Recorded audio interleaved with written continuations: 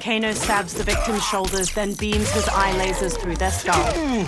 Sub-Zero slides on ice shards which stab up through his victim's abdomen and skull. He then chops down with an ice wall hammer.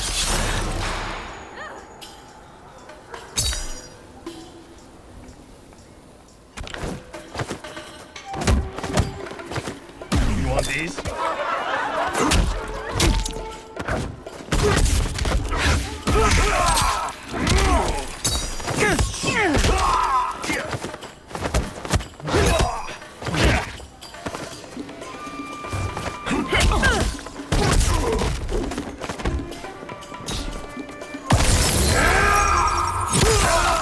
Kano stabs the victim's shoulders, then beams his eye lasers through their skull. Sub-Zero slides on ice shards which stab up through his victim's abdomen and skull. He then chops down with an ice wall hammer.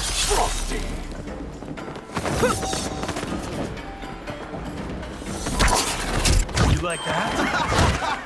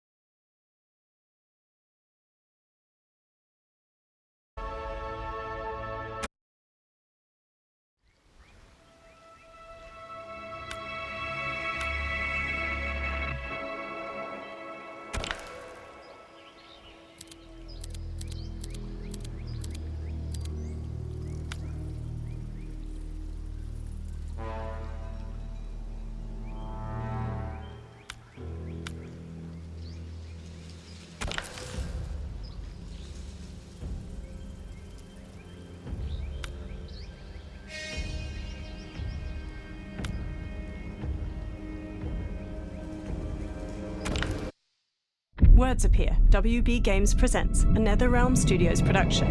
An old man stands in front of a caravan near a crowd. My friends, your patience is about to be rewarded. For I have saved the best for last.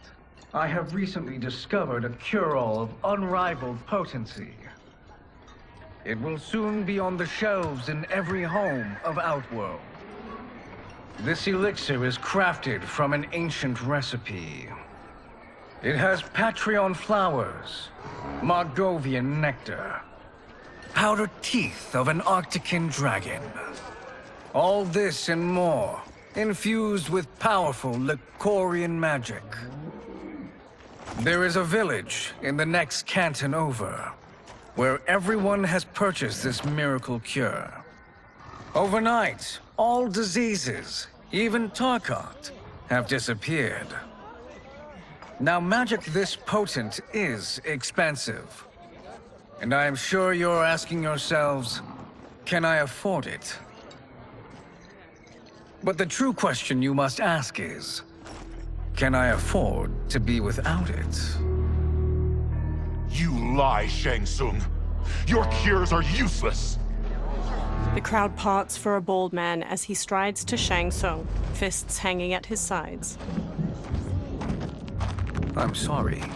You are? Someone fool enough to have believed you. My daughter was dying when you came to my farm. You promised a miracle, and I gave you all I had. But only days later, she was dead. That is impossible. My magic could not have failed her. There was no magic! I took your elixir to an Imperial mage, and you know what she said? The bald man snatches a potion from him and throws it down. It's nothing! Just Bourgeois tea! The mage is mistaken, kind sir. My elixirs are of superior quality. Their efficacy is guaranteed. The bald man flings him to the ground. Shang Tsung raises his hands as the crowd closes in around him. Lightning flashes over Shang Tsung's caravan at night. Lamplight pours out from it.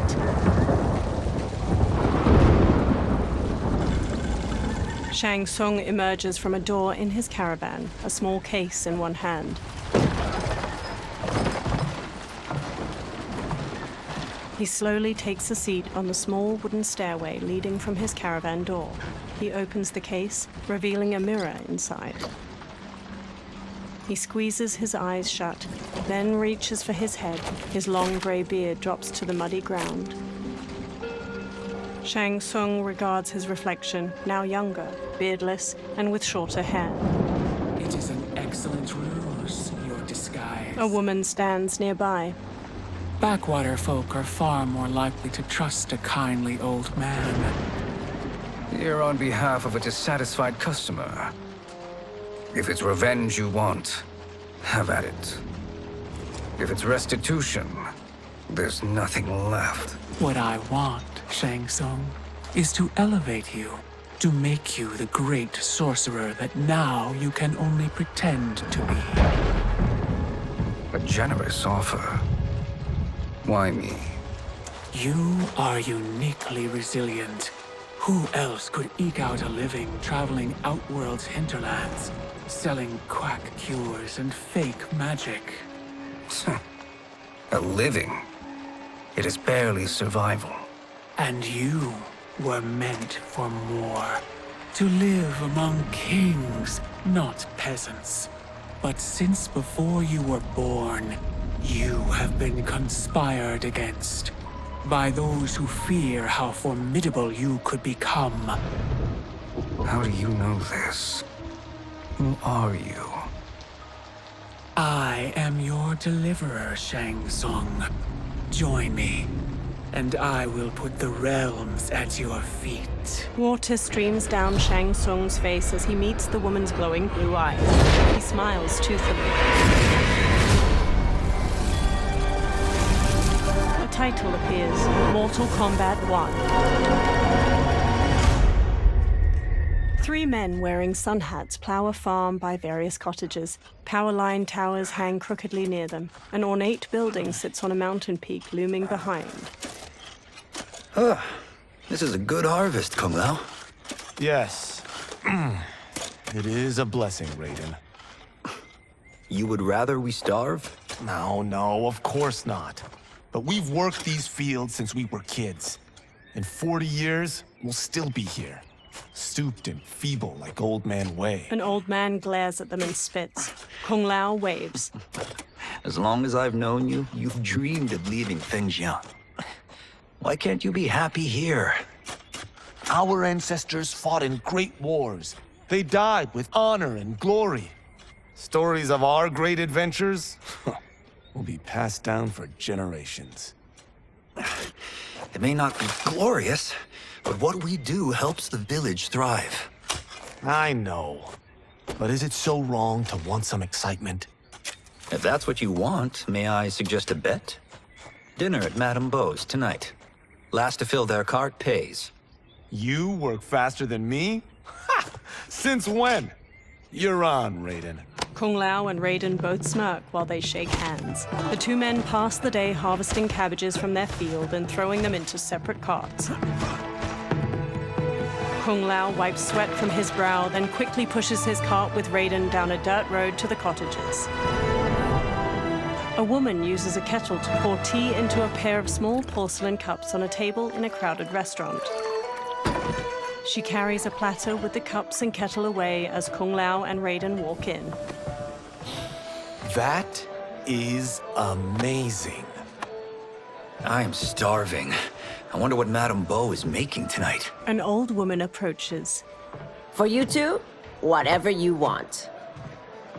Thank you, Madame Beau. You spoil us. Like the sons I never had. Madame Beau leads them to an outdoor dining area. They sit at one of the many tables. Have you two been practicing my lessons? As we can. The harvest leaves us little time for martial arts. Since your first words, Kung Lao, you've mouthed nothing but excuses. If you fail to prepare... Your preparations will fail you. Good. You haven't forgotten. But we'll see if I make you anything special tonight. I'm glad you're paying. Madame Beau might just pad the bill with her anger. I am paying? You finished work last. But I delivered my cart first. Delivered? Huh. The bet was filled. That's not what I remember. So that's how it is, eh? What do you say we settle this man to man? They walk off. Wait, you mean fight? Yes. Right here, right now. Madame Beau can watch, critique our form. A hooded man with glowing white eyes watches them pass by.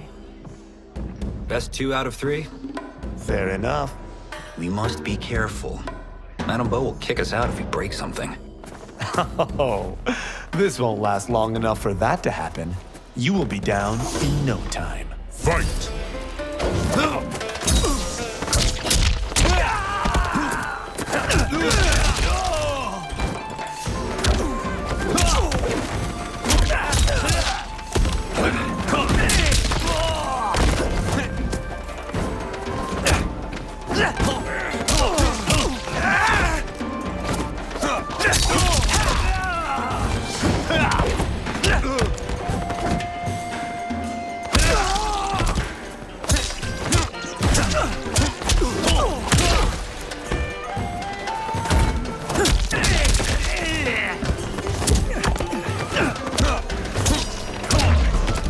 Must we go another round? We both know how this ends. Fight!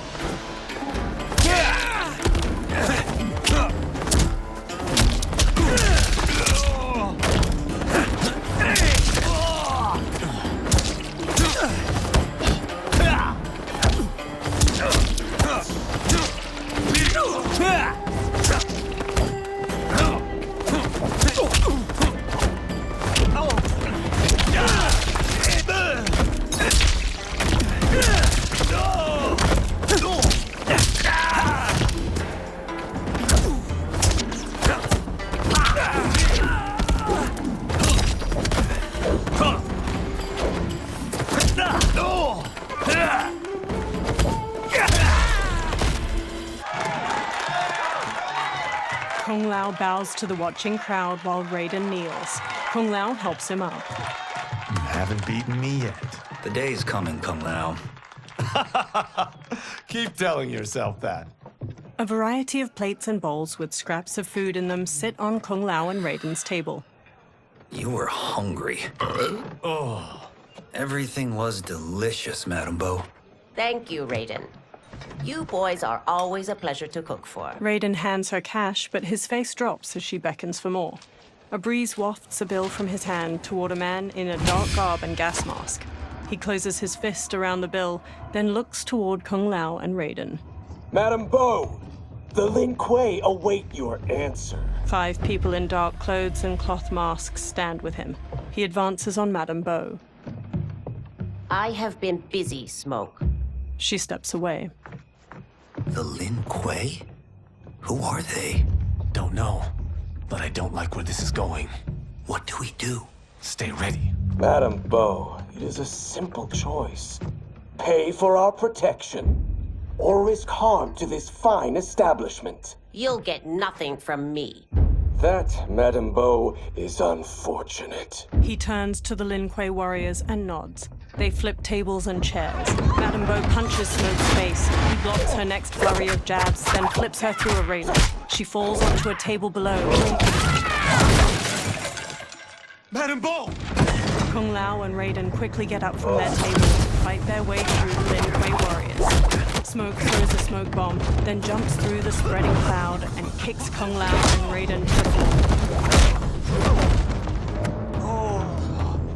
You two are brave, but against us, you are in over your head. We don't care who you are or who you are with. You will not menace Madame Beau. Fight!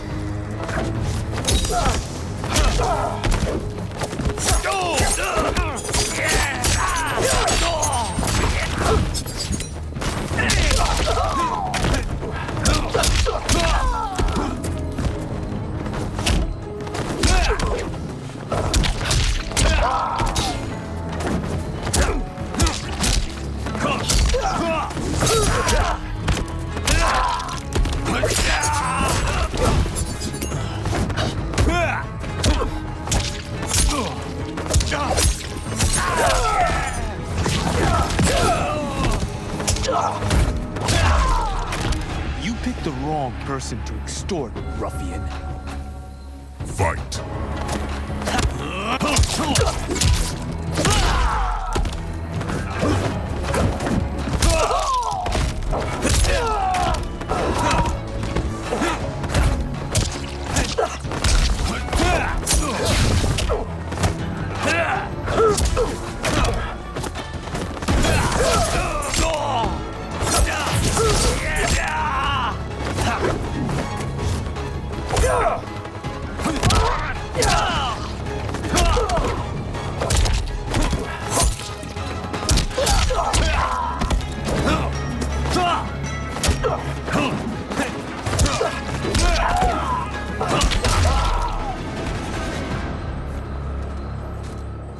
Now who's in over his head?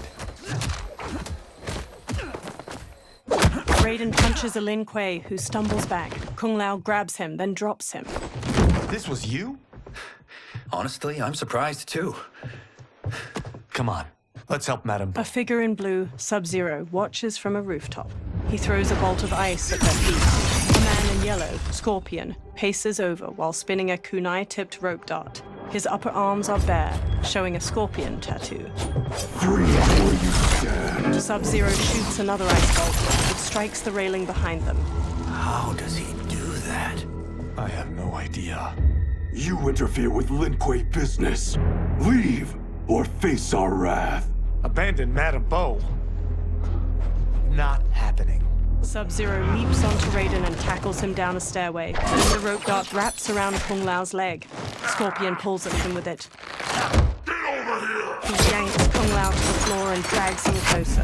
Kung Lao rolls to his feet, then jumps and spin kicks Scorpion's head. Want more? I have plenty. You should have fled when you could. Prepare to regret ever crossing the Lin Kuei. Fight.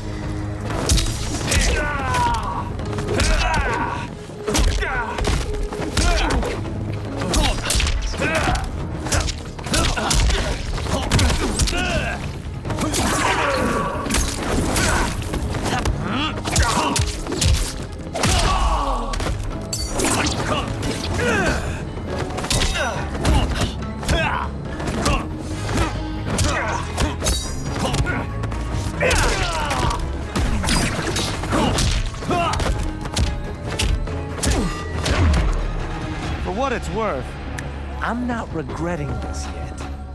Fight.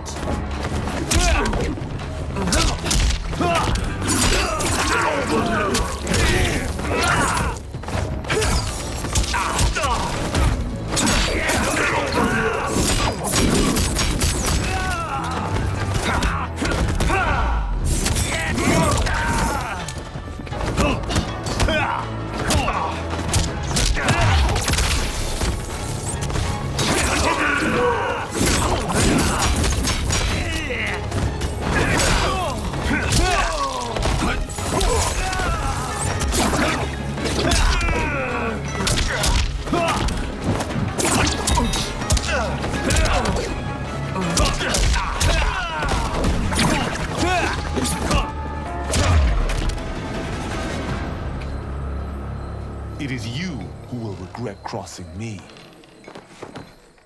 Kung Lao watches Sub-Zero kick Raiden into a pillar from the balcony. Raiden looks up, then climbs the pillar to the level above.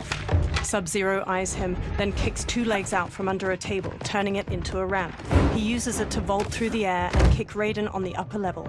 Raiden staggers into a bar counter where a man drinks. Raiden grabs a cleaver from a pig's head sitting on the bar and swings it at Sub-Zero. Sub-Zero weaves around the blade and Raiden slices off the cap of the man's liquor bottle. He pours it into a cup. Sub-Zero blasts ice at Raiden, freezing his hands to the bar. The man clucks a bit of the ice and drops it into his drink. Kung Lao throws his hat at Sub-Zero's head. It bounces off harmlessly. Smirking, Kung Lao shrugs. Incompetent. Kung Lao chucks a circular chakram decoration. It nicks Sub-Zero and plunges into a wall. Oh, that works. I have had enough of you. Then go, before I put you down like the rest of your Lin Kuei. You haven't a prayer against the Lin Kuei's Grand Master. Fight.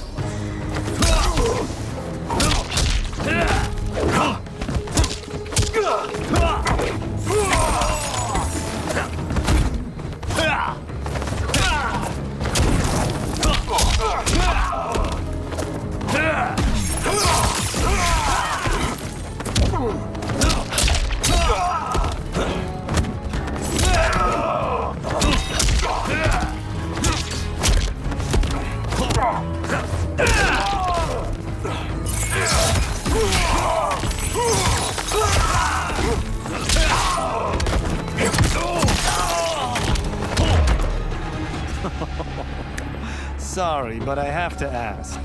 Can Fight. any of you live?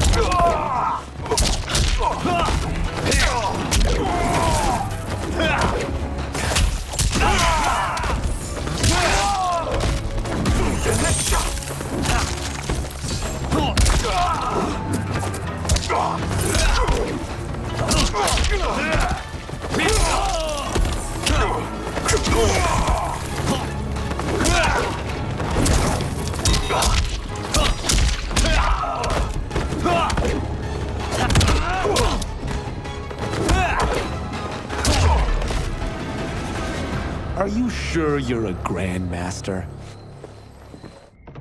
Kung Lao picks up his hat, then eyes the chakram decoration stuck in the wall. He strokes the hat's brim. Interesting. Kung Lao, over here! Raiden checks Madame Beau's pulse as she lies inert, eyes shut. Kung Lao hurries over to them. Madame Beau. She's out cold. Oh no, is she? Dead? Not yet. She gets to her feet, lips a cigarette, then ignites it with a lighter. Madame Beau, how are you? Kung Lao. The hooded man with the glowing white eyes approaches them. Madame Beau takes a drag from her cigarette while the man meets her eye. So, Madame Beau, are they ready? A bit thick in the head, perhaps. But they are ready. His eyes are glowing. I am Lord Liu Kang, God of Fire and Protector of Earthrealm. God? Earthrealm? Madame Beau has been preparing you for this moment since you were boys. Today, you have proven worthy of joining my champions. This fight was a test? Of your ability and character, yes. Liu Kang looks to the upper level. Li Han, Kuai Liang.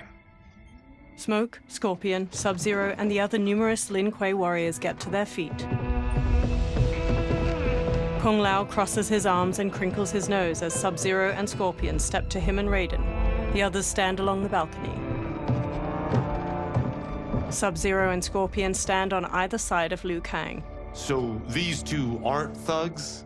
The Lin Kuei is a centuries-old clan dedicated to Earthrealm's defense. You keep saying Earthrealm. Don't you mean Earth? You boys have so much to learn. Earth is only a part of Earthrealm. Earthrealm itself is one of many realms. Together, they comprise the whole of the universe. The realms can be fierce, bitter rivals. That's why we need champions to defend ours. The time draws near for the grand martial arts tournament between Earthrealm and the realm of Outworld. Held once each century, it allows each realm to demonstrate its strength. While our realms are at peace, there are Outworlders who would prefer us to be at war. Our victory in the tournament will temper their zeal. I've taught you everything I can. You must finish your training with Lord Liu Kang. More training? These two couldn't defeat us. What? They were pulling their punches. Had we not held back, you would not have survived. Come. The monks at the Wuxi Academy await to continue your tutelage. I am ready, Lord Liu Kang. And you, Raiden? Leave Fengjian? I'm needed here. Earthrealm needs you, Raiden. You'll best serve the village by being one of its champions. I understand. Excellent. I will join you soon. First, there are other champions I must gather. Sunlight soaks through a jungle canopy. A man in a leather jacket and wide-brim hat hacks through the foliage with a machete. Another younger man with a backpack and rifle trails behind him. The men pause. We're off the map. We should go back, recheck the route. It's this way. The man with the hat slices through the jungle as he strides forward. The pair slow to a stop and look out at a massive human skull carved into the front of a stone edifice, a large doorway at its mouth. The temple. The pair move along a ruined stone pathway leading to the temple entrance. They stop near a seated woman. Flies buzz around her.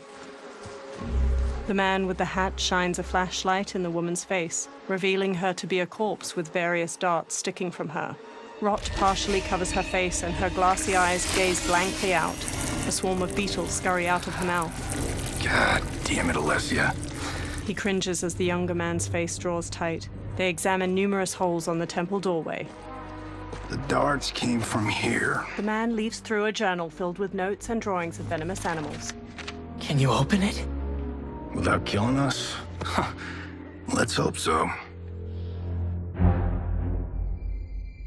The temple doors open. Light streams past the two men and into the dusty entryway of the temple.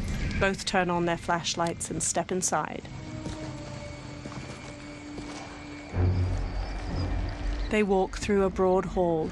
Thick pillars with human figures carved into them line its walls. They turn a corner. Sunlight floods through ruined parts of the wall to their left, and small weeds rise from cracks in the stone floor. Turn them off. They turn off their flashlights. And we're definitely getting warmer. The pair moves down an aisle hedged in by low walls. Lines of fire flicker along the top of each wall. How are these still burning? Oil bubbles up from the ground. The chamber channels it somehow. They move to a doorway blanketed with ivy at the end of the aisle and pause. The two men hop down a short ledge and continue forward. The man with the hat leads the younger man down a path winding through various tall rock formations. They enter a vast chamber. Metal hooks hang from the ceiling over flames flickering in a central circular dais where the rotting body of a man sits on a throne made of intricately carved stone. He holds an ornate metal shield in one hand and a mace in the other. God, Ravala! And his shield! What? Silver liquid shimmers around large stones in the floor beyond. So? There's metal in the floor. That's not just any metal. It's liquid mercury. Shit, that stuff's toxic. Fatal. Only step where I step. The man with the hat carefully picks his way across the path of stones, the younger man close behind. The younger man steps onto a different stone and starts to fall. The man with the hat grabs his shoulder. Huh? What did I say? The man with the hat steps back on another stone. It sinks a little. The two men sprint across the stones as liquid mercury floods out of channels and ruined pillars surrounding the dais. The man with the hat reaches the other side. The younger man stumbles, then leaps to solid ground. I'm sorry. Not now. He examines the reflection of a pillar in the liquid mercury surrounding the dais. He eyes the pillar itself. Get out the explosives. That's our bridge? Do this right, it'll fall across. The younger man sets explosives at the base of the pillar.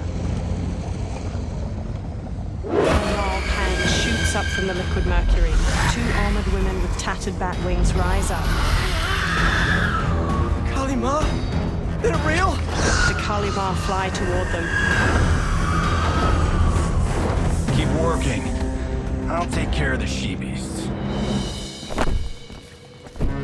You disturb Cantaravala's slumber. For your sin, you die! Fight!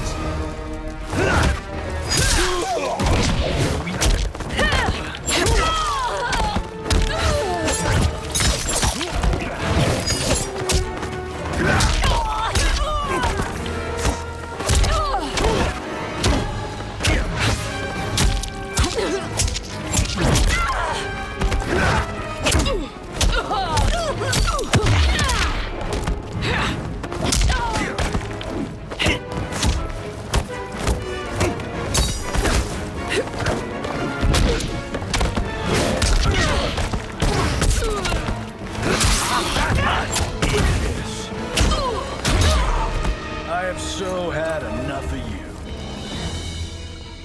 Fight.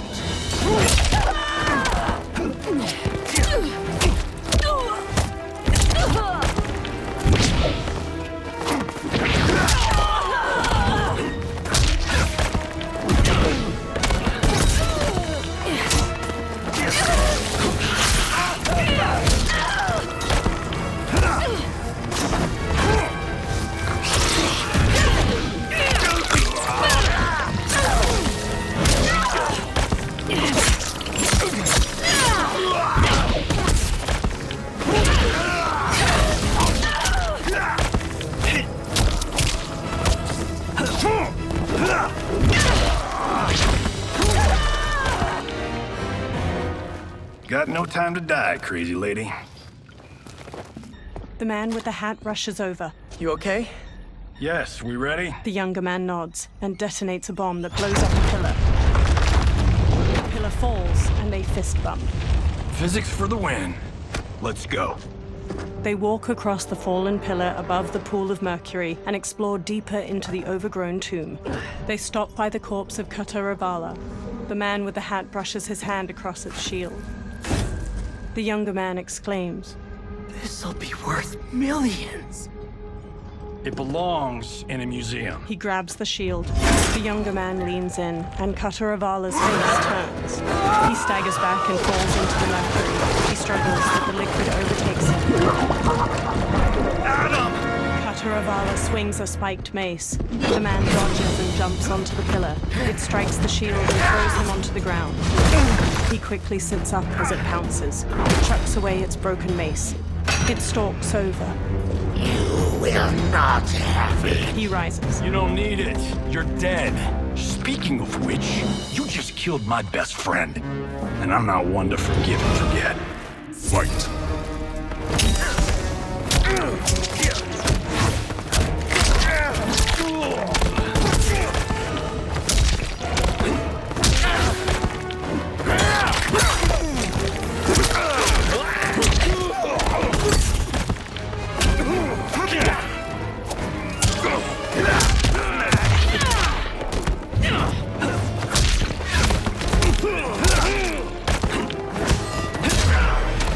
This one's for you, Adam. Fight.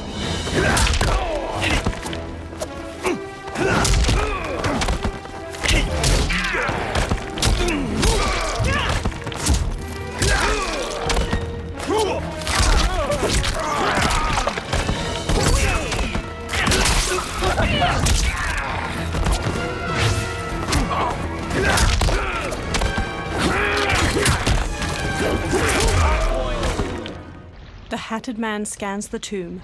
Now where's that shield? He sprints past Kataravala. I'm not yet defeated. Yes, you are. He spins, chucks the shield, and cuts its head off clean. The shield slams against the wall and bounces back into his hand. Time to go home. Cut! Printed! I knew it! Woo! I felt that one. You felt it too, right? Crew member. Temple of Kataravala, take 39, tails... Director. That's a wrap. In a studio, crew cheer. The director takes off a headset and hands it to a woman. The hatted man shakes his hand. Steven, this was fantastic. Thank you. Oh, just like the old days. And these props. Jimbo killed it. Steven takes the shield. You did too, Johnny. Hey, about my pitch. You know, the karate zombie thing? I'm thinking 4 films. Maybe a streaming series? Johnny, I don't have... You're right. Not here. I'll swing by your office after I change. I can't. Have to meet with the editors. Walking away. Marshall will call you. Johnny pumps a fist in the air. Great! Have your assistant call me. A blonde woman. That was great, hon. Wasn't it, though? We need to celebrate. I'm thinking private party. Johnny, we need to talk. She walks off, and Johnny hangs his head. Later, in a luxury mansion in the hills. You're not the martial arts megastar you once were, honey. You're lucky Steven owed you a favor. I'm telling you, Chris. We're fine.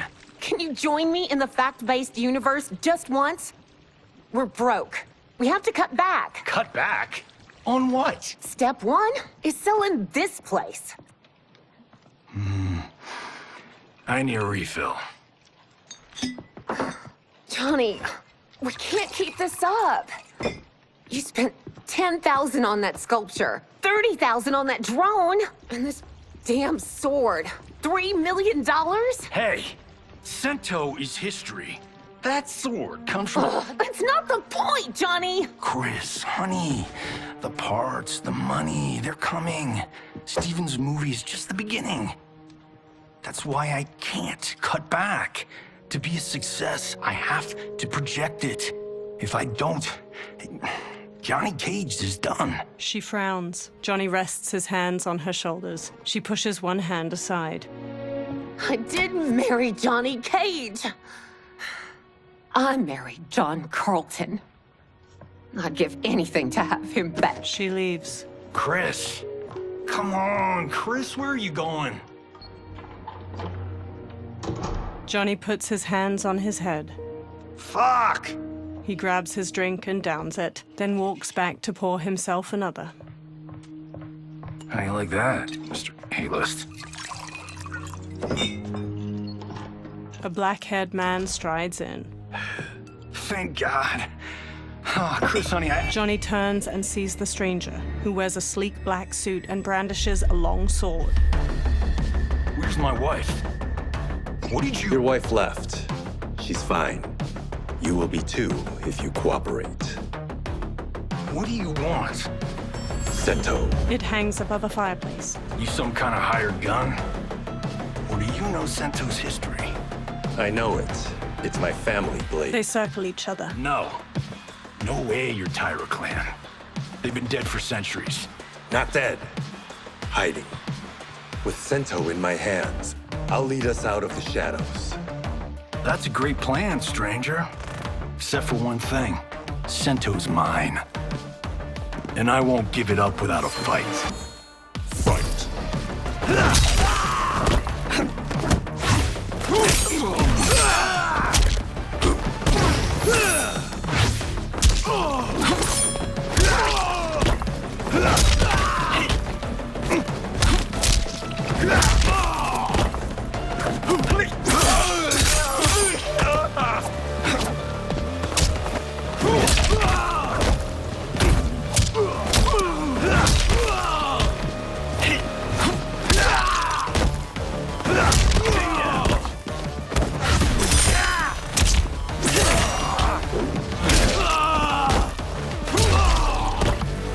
Tried robbing the wrong house. I am the ultimate home security system. Hey! Get down!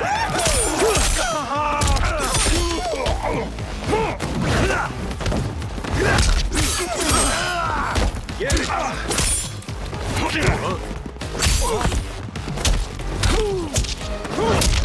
Sauce!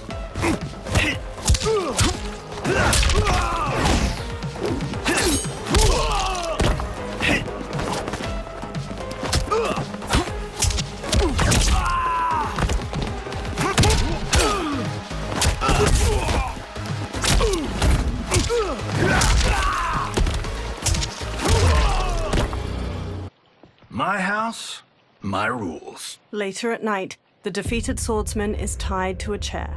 He rouses from unconsciousness, and Johnny sits across from him. So, you have a name or what? Kenshi Takahashi. I knew you weren't Tyra clan. You know nothing, Cage. 400 years ago, the Tyra clan were one of Japan's first families. They lost Sento after getting slaughtered at the siege of Aomori. There were survivors. They hid themselves by shedding the name Tyra for Takahashi. They joined the Bakuto for its protection. The Yakuza's predecessors. From first family to crime family. I will break us free of the Yakuza's corruption. Reclaim our name and our position. But my clan won't follow me unless I prove that I can lead. That's why I need Sento. And that's Malibu's finest. He walks toward the door. It's a great story. Bullshit. But great. You should seriously consider becoming a screenwriter. Liu Kang, Scorpion, and Sub-Zero wait outside. What in the actual fuck? Good evening, Johnny Cage. I am Liu Kang, protector of Earthrealm. May we enter? Nothing's being shot here tonight. You sure you're in the right place? Yes. We come on a matter of grave importance. We must speak to you and your guest. What? Johnny narrows his eyes. How do you know about him? Because I am the god of fire. Chris, you vixen. Nicely done. Sure. Come right in. Glowing eyes are a nice touch. They approach Kenshi, who remains tied up beside an indoor pool. Kenshi Takahashi, a tragic figure with a noble cause. Your actions this evening do you no credit. Who are these people? You tell me. They're your scene partners. I also know of your struggles, Johnny Cage. I am here to offer you both a path forward. Dun, dun, dun. Oh, come on, guys, let's call this. Chris was a doll to set this up, but as pranks go, this one's a bit obvious. This is no prank. Bihan, Kuai Liang, if you please. The blue-robed Sub-Zero starts to untie Kenshi. All right. I'll play my part in this martial arts LARP. The missus ought to get what you paid for. Okay. Hey, you. Wait. Hey, you. Get your damn hands off him. I said, get your hands off. Johnny grabs him, but Sub-Zero kicks him across the room. Johnny slides into a table with a $10,000 sculpture on top, teeters and falls. Scorpion. Was that necessary, brother? To put him in his place. That was a Hichuli. One of a kind. He stands. All right, I don't care if this is a damn prank. You crossed the line. Fight!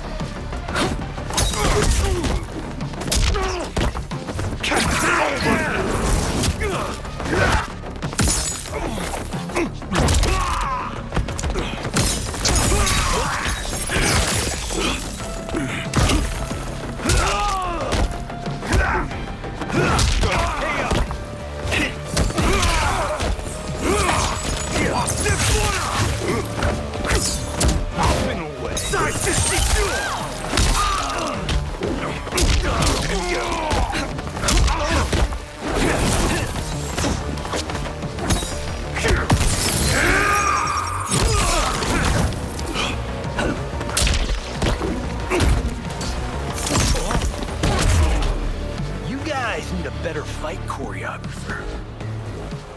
Fight!